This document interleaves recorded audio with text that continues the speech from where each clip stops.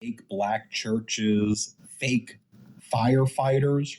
Remember, we were covering the recent speech that Donald Trump gave in Scranton, Pennsylvania, and that followed the speech that J.D. Vance gave in Detroit, Michigan, where the Detroit News called out the fact that the people behind J.D. Vance who were wearing shirts that said auto workers for Trump were just wearing the shirts. They were not actually auto workers. Well, in Scranton, Pennsylvania, we were covering that speech behind Donald Trump. It had people wearing firefighters for Donald Trump. There were people who were dressed in like firefighters' outfits and gear. Well, it turns out, once again, that's fake.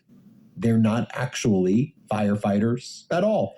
The Scranton Fire Department had to address this, and the union leader said, "We don't recognize these people as even firefighters, yet alone firefighters in Scranton, Pennsylvania."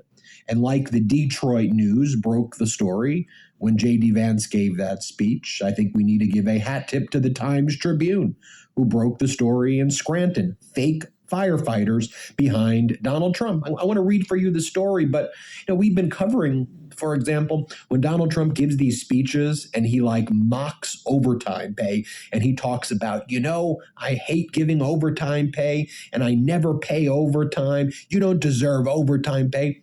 And then the people who are wearing shirts that are like purportedly say union workers for Trump are clapping.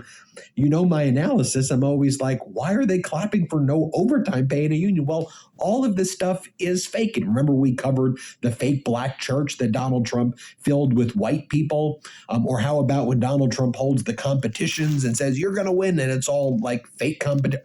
It's all a fake.